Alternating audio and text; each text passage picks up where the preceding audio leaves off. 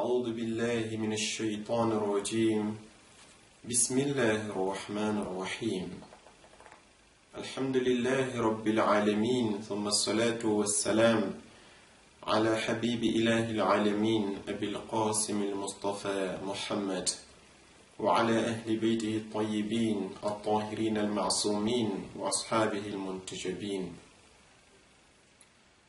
Chers musulmans, assalamu alaikum wa rahmatullahi ta'ala wa barakatuhu. Nous sommes le premier jour de Muharram de l'année 1439. Nous ouvrons notre assise en adressant notre salutation au maître des martyrs, l'imam al-Hussein alayhi salam. Assalamu alayka ya Aba Abdillah wa ala al-arwah allati hallat bifina'ik. عليك مني سلام الله أبدا ما بقيت وبقي الليل والنهار ولا جعله الله آخر العهد مني لزيارتكم. Nous consacrons cette première émission à répondre à une première objection qui est la suivante. Pourquoi chaque année des millions et des millions de personnes s'associent, se déplacent et se retrouvent dans des assemblées afin de parler de l'imam al-Hussein alayhi salam, afin de pleurer son martyr? En réponse à cette question, nous disons que l'imam Rida alayhi salam, qui est l'un des petits-fils de l'imam al-Hussein alayhi salam et qui est le 8e imam de l'islam, nous avait déjà répondu. Il dit dans un de ses hadiths, قال رضا عليه السلام من تذكر مصابنا وبكى لما ارتكب منا كان معنا في درجتنا يوم القيامة. L'imam Rida alayhi salam nous dit, toute personne qui va se souvenir des souffrances et des épreuves que nous, Ahlul Bayt, nous avons subies, وبكى لما ارتكب منا, et que cette personne pleure pour ce que nous, Ahlul Bayt, nous avons traversé, qu'est-ce qu'il attend? كان معنا في درجتنا يوم القيامة. L'imam Rida alayhi salam dit, cette personne sera dans les mêmes degrés, dans les mêmes rangs que nous, Ahlul Bayt alayhi salam, le jour de la résurrection. La première importance ici est que quiconque assiste à ces assemblées, quiconque pleure pour ce qui s'est passé à Karbala, quiconque se rappelle des souffrances et des atrocités qui se sont abattues sur la famille du prophète et qu'il s'afflige et qu'il se sent triste pour ces épreuves-là, l'imam Rida alayhi salam lui dit que Dieu lui promet le paradis, mais pas n'importe quelle place au paradis, d'être au même rang, au même degré que Ahlul Bayt alayhi salam. L'imam continue en disant وَمَنْ ذُكِّرَ بِمُصَابِنَا فبكى وأبكى لم تبكي عينه يوم تبكي العيون. L'imam dit, à quiconque parmi vous que l'on va rappeler les souffrances que nous avons subies et que cette personne pleure et qu'elle fasse pleurer autrui, la récompense c'est quoi? C'est que ses yeux ne vont pas pleurer le jour où les yeux pleureront. Le jour où nous serons ressuscités devant Dieu et que toute l'humanité sera inquiète, sera troublée, agacée. Une journée tellement dangereuse que Dieu dit que même les enfants vont avoir des cheveux blancs ce jour-là à cause de l'inquiétude, de la peur et du bouillonnement des cœurs. Dieu dit que tellement que les cœurs palpiteront ce jour, les cœurs vont sauter et atteindre la gorge par peur et par palpitation.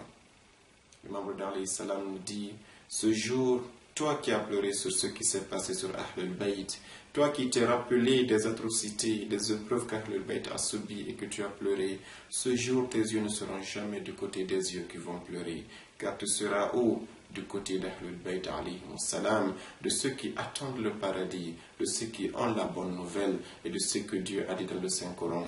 La khawfun alayhim wa la hum yahzanun. Ils n'auront aucune crainte et ils n'auront aucune raison de se soucier car ils sont déjà rassurés que leur destination c'est le paradis.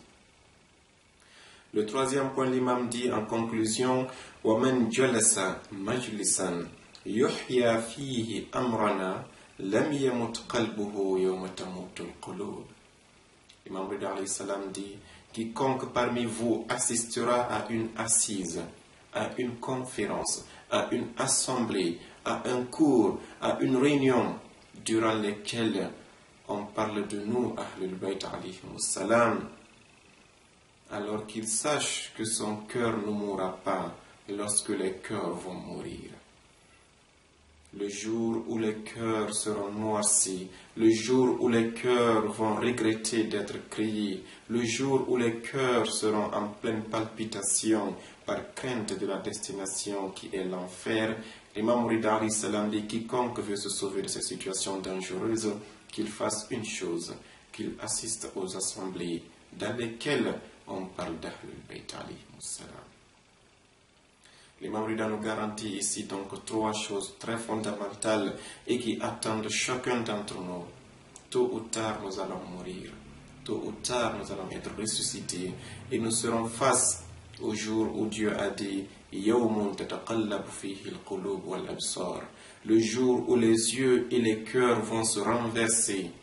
L'imam Rida te donne deux garanties. Si tu pleures sur les épreuves qu'Ahlul Bayt a subies durant ta vie, tes yeux ne vont jamais subir ce que Dieu vient de dire dans le Saint-Coran. Tes yeux ne seront jamais les yeux qui vont pleurer ce jour-là. Et il te garantit une deuxième chose, que les cœurs aussi seront mis à l'épreuve à la résurrection. Mais si tu assistes aux assemblées durant lesquelles on ressuscite et on fait vivre les connaissances, les biographies ainsi que les souffrances qu'Ahlul Bayt a subies dans sa vie, le Imam te promet que ton cœur ne va jamais mourir le jour où les cœurs vont mourir. Ceci est un premier hadith dans une longue chaîne de hadiths qui nous exhorte, nous musulmans, à toujours se rappeler des atrocités d'Ahlul Bayt, à tenir des assemblées et surtout à pleurer pour Ahlul Bayt alayhimus salam. Inch'Allah ta'ala, dans une deuxième vidéo, nous allons vous démontrer que pleurer l'imam al-Hussein alayhi salam est une sunna du prophète Muhammad sallallahu alayhi wa sallam, et qui dit sunna du prophète dit une chose que nous devrions tous imiter, car le prophète ne fait pas des choses pour lui-même. Tout ce qu'il fait, c'est pour que la communauté qui viendra et le suivre applique la même chose qu'il a faite. Tel que le Coran l'a dit, وَلَقَدْ كَانَ لَكُمْ fi rasulillahi uswatun hasana. Dieu dit dans le Saint-Coran, il y a dans le prophète Mohammed un bon exemple pour vous les croyants. Si le prophète Mohammed sallallahu alayhi wa sallam a donc pleuré l'imam al-Hussein alayhi salam, c'est pour nous exhorter nous aussi à le faire. Et aujourd'hui, alhamdulillah rabbil alamin, que vous le faites, l'imam al-Hussein a des gens qui le pleurent. Que vous ne le faites pas, il a des gens qui vont le pleurer. La preuve est que durant ces jours, il y aura des millions et des millions de personnes qui vont affluer du monde entier et se rencontrer où? À la tombe de l'imam, afin de le pleurer comme s'il venait d'être assassiné. L'année passée, on a estimé à environ 30 millions, disons 27-26 millions. Les chiffres ne seront jamais précis, mais personne ne peut compter réellement le nombre de personnes qui assistent à Karbala. La tombe de l'imam Hussein est le lieu de rencontre de tous les amoureux du monde. Ils viennent par amour, pas parce qu'ils attendent une récompense, pas parce qu'ils ont une compétition, une coupe à remporter, pas parce qu'ils ont de l'argent à récolter dedans.